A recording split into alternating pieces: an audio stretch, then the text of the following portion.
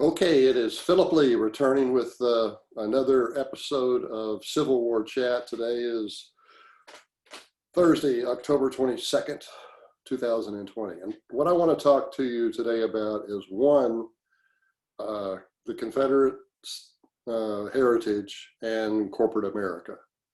Two, I want to talk about the money that's coming in to tear down Confederate statues, particularly the $250 million funding that will be coming from the Andrew Mellon Foundation. That's a huge amount of money, but those are the two things I want to talk about. All right, so first, corporate America and Confederate memorials. About 2 months ago, the United Parcel Service announced that they were trying to develop a new facility. They wanted to locate a new facility near the University of North Carolina's campus at Chapel Hill and Greensboro in Alamance County. They're going to get about $5 million in tax breaks to open up there. And they said they're going to they're going to have 460 workers there, full-time workers with average salaries of $65,000 a year. And there'll be like 1,000 part-time workers, but they want that $5 million in tax breaks. They did, however, specify that they wanted Alamance County to remove a Confederate statue, which they pointedly said was racist and should be taken away from the courthouse square and put someplace which is supposedly, quote, square quotes, proper. So what's going on here? Here's what's going on. The corporations have learned that the least expensive way to get the leftist activists on their side is to create a diversion from the tax breaks they're getting. You might remember in New York when Amazon tried to go into New York, and they provided, in New York City, provided massive tax breaks for them.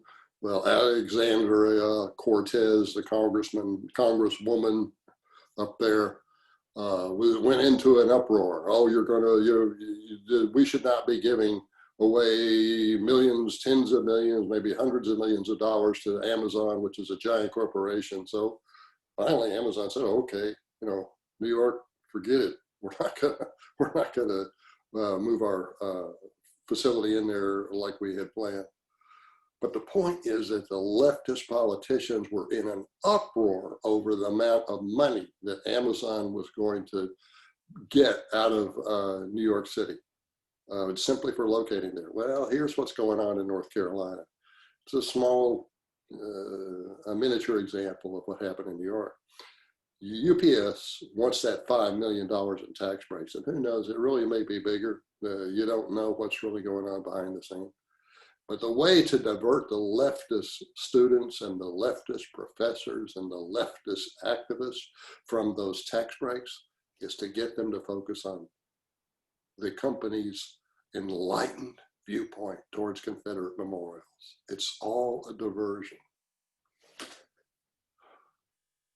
All corporations, particularly the healthy corporations that are growing rapidly, are taking a similar approach because, for example, Joe Biden himself has said Amazon doesn't pay a dime in income taxes to the IRS. The way that works, I don't want to get too complicated, but there is, when they report to their shareholders, they report two types of taxes, income taxes. I'm talking about income taxes.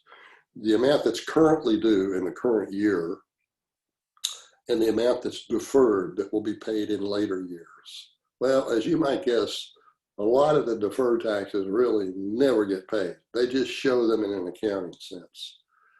And what's happening is that a lot of corporations will show, oh, we've got a tax rate of 38%, but it's almost all deferred taxes, almost all of it. The amount that's being paid currently to the IRS is very little.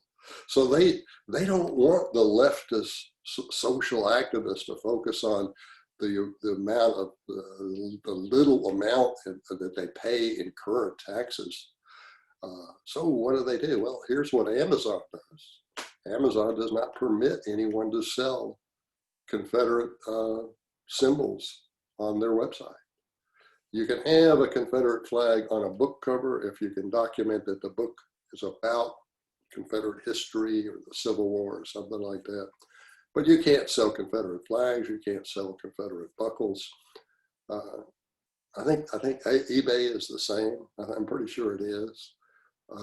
So what they're doing is they're getting everybody focused on the Confederate, their moral uprightness, their high moral tone on condemning Confederate heritage and condemning Confederate memorials, so that nobody's looking over here at the low tax rates they pay. So my recommendation to those of you in the Greensboro, Chapel Hill area that want to preserve the Confederate statue at the Alamance Alamance County Courthouse, publicize the tax breaks that United Parcel is getting. Get other property owners up in arms about how much they have to pay that UPS would not have to pay. That's, ultimately it's a cliche, but it's the truth. Money makes the world go round. And I like also H.L. Mencken's comment about it. When somebody tells you it's not about the money, it's about the money. So UPS can say, well, this is not about the money. This is about Confederate statues. Remember H.L. Mencken. When somebody says it's not about the money, it's about the money. Don't overlook that. I could go into an explanation of how these deferred taxes are calculated, but I think that I would lose a large portion of my audience, but you can talk it over with an accountant if you want. Now, your accountant's going to say, well, those taxes will have to be paid someday. Not if that company keeps growing. As long as that company keeps growing, those deferred taxes are never going to, the amount of deferred taxes are going to be increasing every year. Now, when this company starts growing, well, all the management has sold their stock and moved out and turned the company over to caretakers. Often this is when you'll find women coming in to run the company when the best years are over, and then they have to deal with that problem. But they want to be treated equally. So, to get to corporate leadership, they have to do it. Either that, or they can start up their own companies. Nonetheless, I think I've made my point there. Go after, if you want to save those statues, make sure you go after the savings that UPS is getting, and in other instances like that, make sure you do it. Point out, that Amazon and most of the large corporations that are rapidly growing have huge deferred taxes, but almost none. In the case of Amazon, no current taxes. Now, the second thing I want to get to is the Andrew Mellon Foundation has announced that they're going to donate $250 million to repurposing monuments around the country, or removing monuments. They're using fishy language, but we know, for example, Stoney, who is the mayor of Richmond, who has been tearing down Confederate statues left and right. When somebody asks him, how are the tax? Isn't this a waste of tax money? And he just says, I'm going to get the money from donors. Donors are going to give me the money. He knows that. Well, here's a line of attack against the Andrew Mellon Foundation. If you're going to be tearing down statues that are national historic sites, why should the Andrew Mellon Foundation be a tax-free foundation? Write your congressman, write your senators, write the Internal Revenue Service, write President Trump.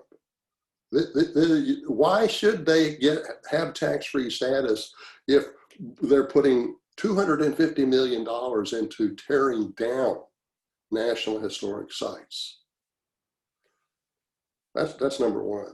Now, number two is what I found interesting the social activist point of view, I read this article in the New York Times, and so then I went to read the comments by the readers of the New York Times.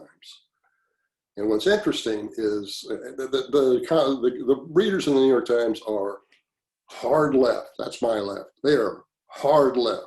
They are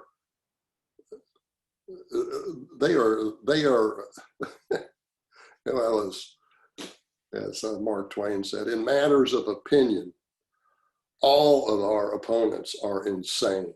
But these people at the New York Times are truly insane, completely corrupted. Beyond being insane, they're completely corrupted as a media property, completely. Nonetheless, the readers in their comments when they read the article, they whined.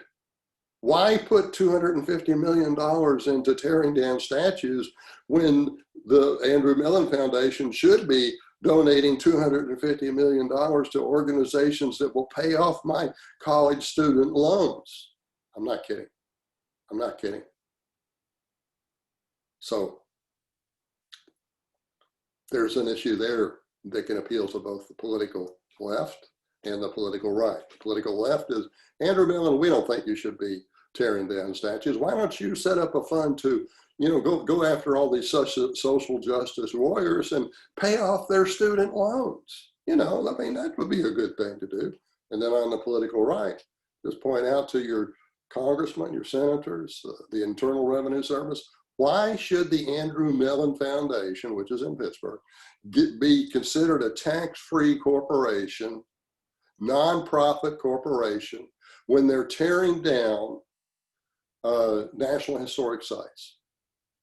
Okay, so those are the 2 points I wanted to cover today. I wonder if I've got anything written down here to add to that.